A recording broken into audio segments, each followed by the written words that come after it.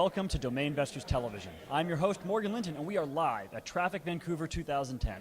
I am joined by none other than Mike Fabulous, as I like to call him, and other people like to call him. Mike, welcome to the program. Thanks, Morgan. Great to be here. Good. So, Mike, tell me a little bit about Fabulous, but before we go through all that, how you got started with Fabulous, and then we'll segue into that. Okay. I first joined Fabulous almost 9 years ago. The parent company, Dark Blue Sea. So you joined when you were 10? Yeah, almost. So I did a Bachelor of Business Marketing, moved to Brisbane, was looking for marketing work, couldn't get a foot in the door, needed experience. Dark Blue Sea were looking for a sales representative, joined there over the years, progressed, and now I'm the business development manager for Fabulous and the other properties. Cool. So for people who don't know, because we do have a lot of brand new investors watching this, tell us what Fabulous is. Fabulous is a domain registrar, parking and aftermarket solution.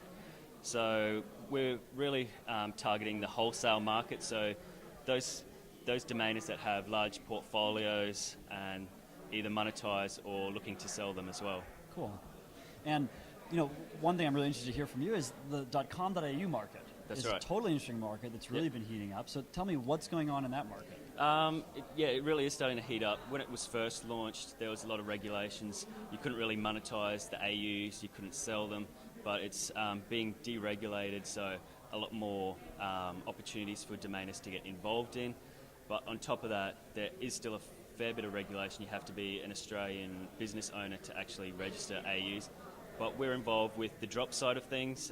We've got a drop product called drop.com.au. Yeah. That's about the best name you could get for that. Exactly. Yeah. We're catching probably 80% of the drops each day, and we're just seeing a lot more competition in the market. The prices are going up. We just ran our aftermarket auction, and it was really successful. Of the 20 domains that we had, 19 sold. So wow. The seller was... You never hear of that in the domaining world. Yeah. Jeez. And they all closed within about 5 days. Wow. So transactions were done like that. Cool. That's really cool. Yeah. Really neat. And then on the parking side of the business, what are you guys seeing? Because that's been a tough space. And it is a tough space. And unfortunately, we haven't progressed or innovated as much as we would have liked over the last couple of years. But one market we're really strong in is the gambling market. Oh, cool. We run our own PPC network as well called raw.com.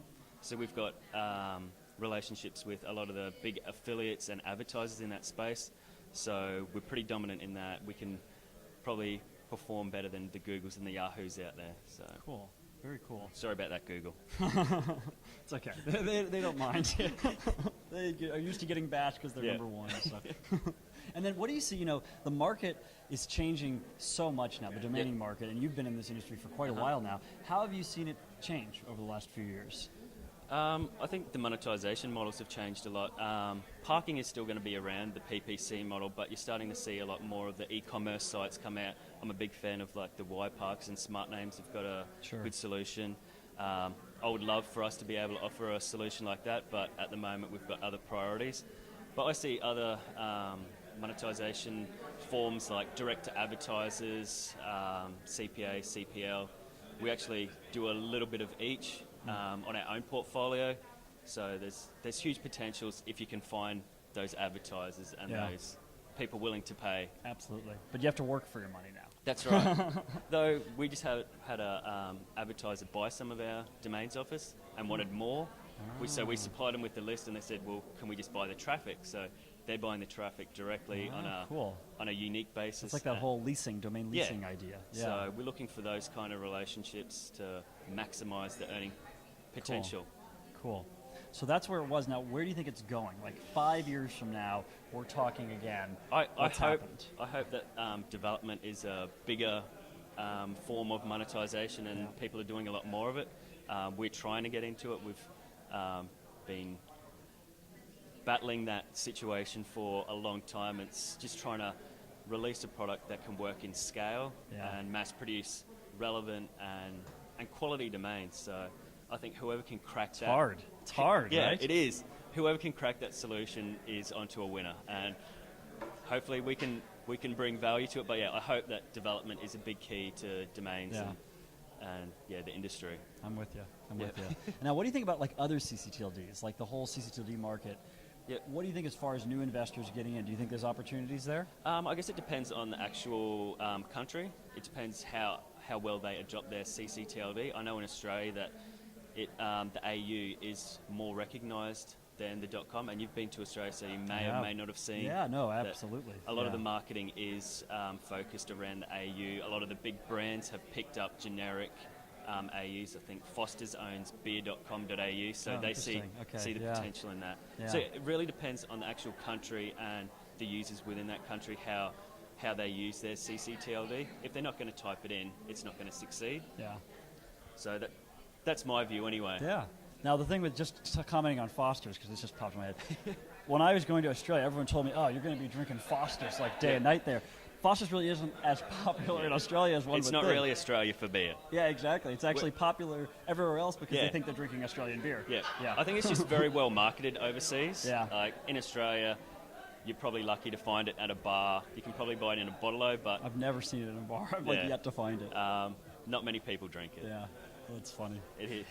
All right, so my last question, this is a question I ask everybody, is tell me something about Mike, not domain related. Something about you, whether you play an instrument, do you do some wild and crazy surfing vacation.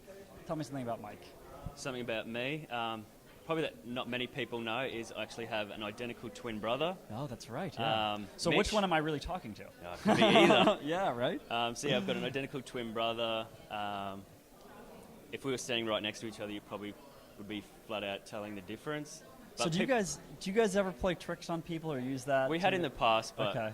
once you grow up and You should send You him. kinda grow You should it. send him to Fabulous for a month. well, he's a teacher, so he gets a lot of vacation time. So when he's Okay. on vacation, I'll send him into the office. Yeah, there you go. Exactly. That's Yeah. funny. Cool. Well, Mike, thank you very much for being on the program. Let No all my worries. viewers know where they can find out more information about you and your company. Yep, it's just at fabulous.com, and feel free to email me at mike@fabulous.com. Fantastic. Well, thank you very much for being on Thanks the for program. having me. I appreciate your time. Cheers. This is Morgan from Domain Investors Television, live from TRAFFIC Vancouver 2010. Thanks for watching, and we'll see you next time.